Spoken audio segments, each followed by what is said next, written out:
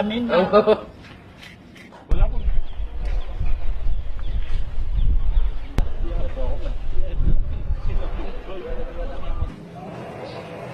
Kanan. Hindi ba yung doon?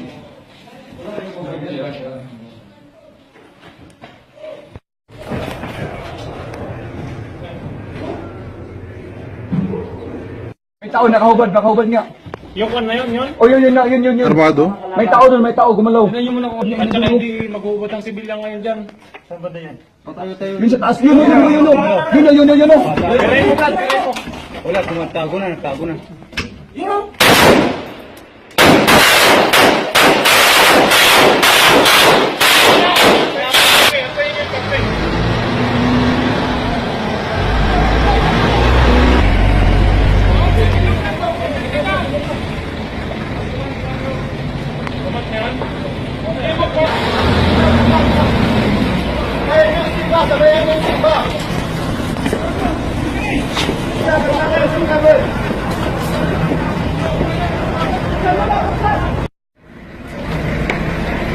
Kunin yun!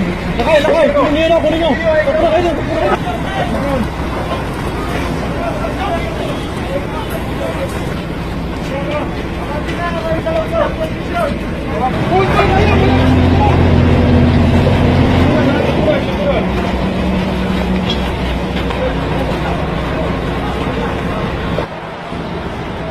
Erwin!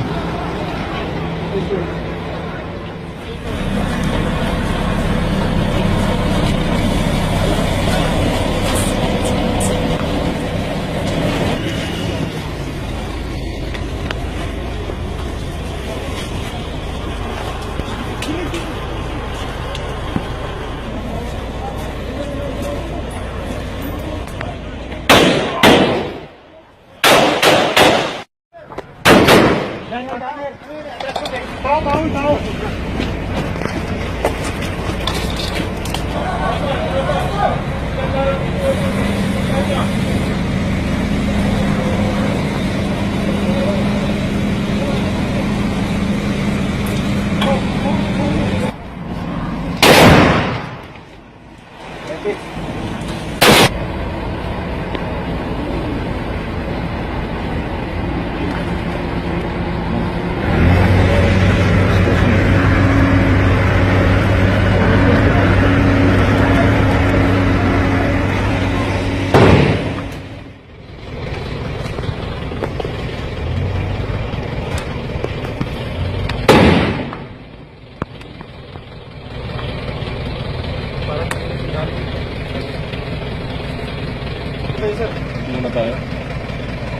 Sa kanya yan, sir.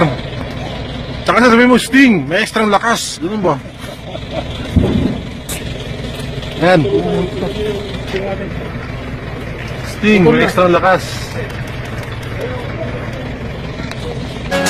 Welcome to a special edition of the Newsroom. We're still closely watching Marawi City following the declaration of martial law in Mindanao.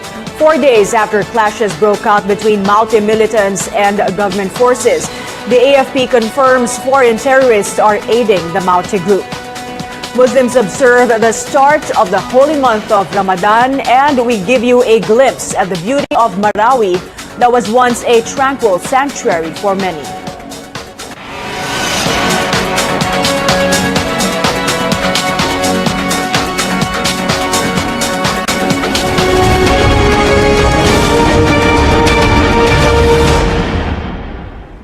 Thanks for joining us this morning. I'm Maite Rodriguez.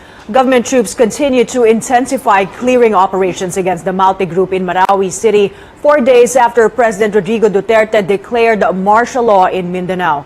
Hundreds of residents have evacuated and are staying at the Mindanao State University, located almost 40 kilometers away from Ground Zero. Our George Cahiles reports Marines have been deployed to the area. We will have George Cahiles to report to us on that in a little while. President Duterte comes closer to Ground Zero as he rallies behind soldiers who are trying to flush out terrorists in Marawi City. The president spent his Friday in Iligan City where hundreds of residents are seeking refuge. He reiterates he will go hard on those sowing terror in the country. Here is the president in his own words. So you can say that the ISIS is here already.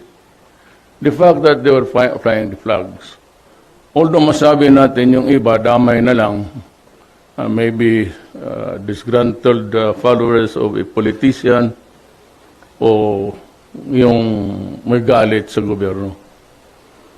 So yan ang problema natin. And you're going to fight. I have to fight every day until this conflict is resolved.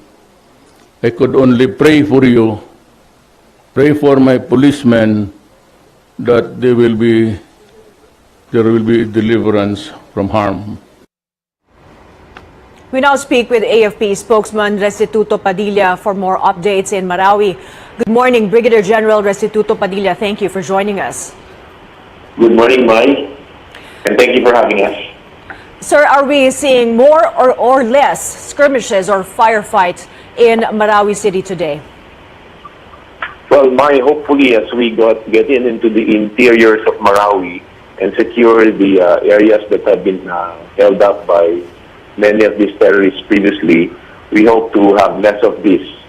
You know, the start of the holy month of Ramadan for our Muslim brethren is very important.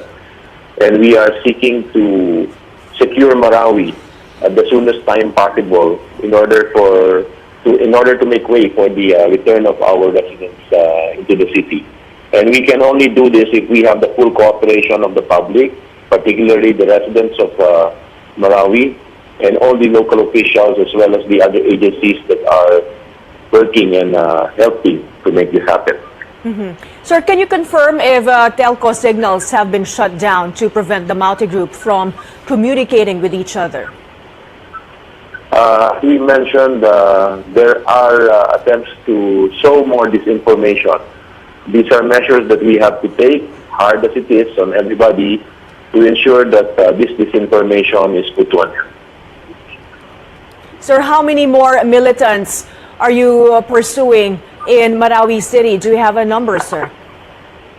I don't have the exact figures at the moment, and this matter is something that we are working on. But rest assured that they are getting lesser by the day, and we are moving towards accomplishing our mission of securing every part of the city. This is our commitment to the people of Marawi, and as I mentioned, we need your full cooperation as well as the full cooperation of everyone else who desires to bring back the peace that Marawi was enjoying for a long time. Any update on the casualties or the injuries in the area as you try to flush out the militants, sir? The latest figure I have is still as of midnight the other day. I have not received the updates of last night, but from that figure that we mentioned, the number of casualties remain 31 on the side of the enemy. We have 11 on the part of the AFP and 2 from the police, and 39 wounded, many of whom are not life-threatening. Sir, can you give us an update on, you said yesterday foreign militants are helping the Maute group in Marawi City. Do you have a confirmation on their identities? You said 6 of them are foreign nationals. How did you confirm their nationalities, sir? So we qualified yesterday. We were able to get hold of information that showed about a number of those who were killed from the 31 figure I gave you having been named. And among the names that came out, it seems that 5 or 6 of them are foreigners. This is an information that remains unconfirmed up to the moment, and we are taking measures to validate this. Until such time, we can...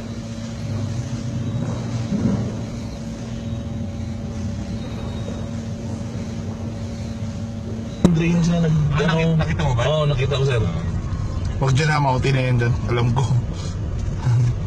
Huwag masyadong lumapit, ha?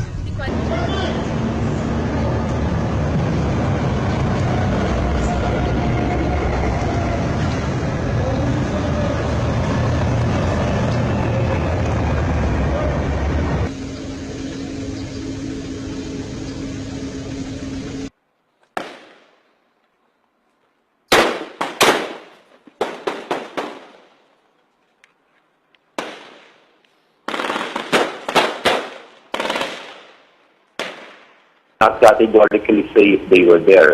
However, we have proof based on previous military operations that there have been foreigners involved, helping and teaching skills in radicalism and extremism in the accomplishments that we have had previously. Sir, do you have any update on the hostages, civilians supposedly being held by the militants? We don't have clear figures as to how many are still being held. We did get line of information that some of them have been released, and we're seeking to validate that while we go into the interiors. For those who may have information regarding this, we highly encourage them to please reach out to our people on the ground in the area of Marawi so that we can validate this as soon as possible and have a clearer picture of the number of hostages still in the hands of these terrorists. So would you confirm with certainty, sir, that there are indeed hostages? Because ARMM Governor Mujib Hataman yesterday said they have 15 that they have identified, or in their list, they have a list of 15 civilians, supposedly with the militants. We have no confirmation from our end. Our concentration has been on military operations to clear the city, and hence we have not been able to verify number of hostages in the hands of the terrorists.